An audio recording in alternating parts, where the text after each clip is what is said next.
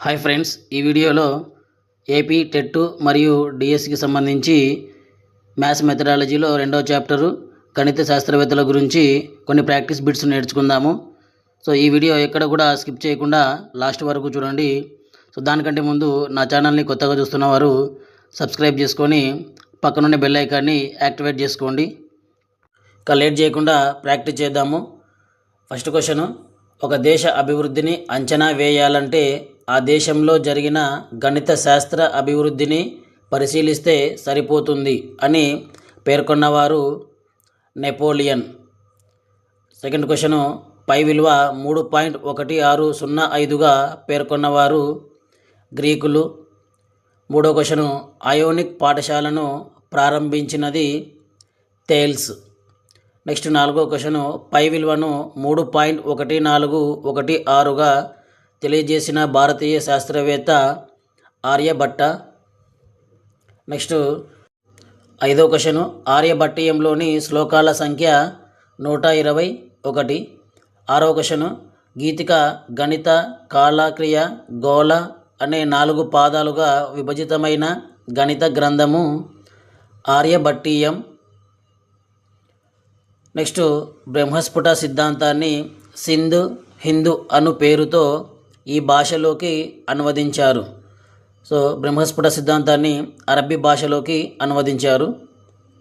Next 8వ question, అంకశ్రేణిలో n పదాల మొత్తానికి సూత్రాన్ని తెలియజేసిన వ్యక్తి.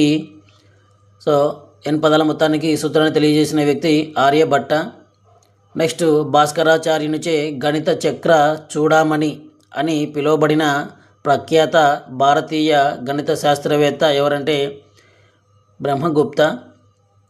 నెక్స్ట్ కరణఖండ కాద్యక గ్రంథ రచయిత బ్రహ్మగుప్త. నెక్స్ట్ 11వ క్వశ్చను, సిద్ధాంత శిరోమణి గ్రంథ రచయిత. సో సిద్ధాంత శిరోమణి గ్రంథాన్ని రచించినది భాస్కరాచార్య 2. నెక్స్ట్ సిద్ధాంత శిరోమణిలోని భాగాల సంఖ్య. సో సిద్ధాంత శిరోమణి 4 భాగాలుగా విభజించాడు. నెక్స్ట్ కరణ కుతూహలం గ్రంథ రచయిత భాస్కరాచార్య 2. నెక్స్ట్ ఎలిమెంట్స్ గ్రంథ రచయిత. సో ఎలిమెంట్స్ అనే గ్రంథాన్ని రచించినది యూక్లిడ్. నెక్స్ట్ త్రికూటకాలను ఉపయోగించి అనేక సంఖ్యా సిద్ధాంతాలను నిరూపించడానికి ప్రయత్నం చేసిన గణిత శాస్త్రవేత్త ఫెర్మా. నెక్స్ట్ గుప్తరాజు అయిన బుద్ధగుప్తునిచే నలంద విశ్వవిద్యాలయ కులపతిగా నియమితుడైన భారతీయ గణిత శాస్త్రవేత్త ఎవరంటే ఆర్యభట్ట.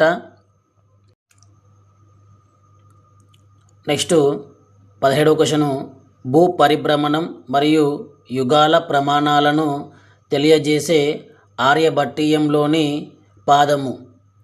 సో గీతిక పాదము. నెక్స్ట్ ఆర్యభట్ట రచించిన ఆర్యభట్టీయ గ్రంథంలోని గీతికా పాదంలోని శ్లోకాల సంఖ్య. సో గీతికా పాదంలో 10 శ్లోకాలు ఉంటాయి.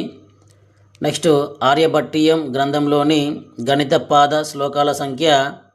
సో గణిత పాదంలో మొత్తం 33 శ్లోకాలు ఉంటాయి. నెక్స్ట్ ఆర్యభట్టీయం గ్రంథంలోని గోళపాదంలో శ్లోకాల సంఖ్య. సో గోళపాదంలో మొత్తం 50 శ్లోకాలు ఉంటాయి. నెక్స్ట్ ఆర్యభట్టీయం గ్రంథంలోని ఈ పాదం బీజగణిత భావనలను గురించి తెలియజేస్తుంది.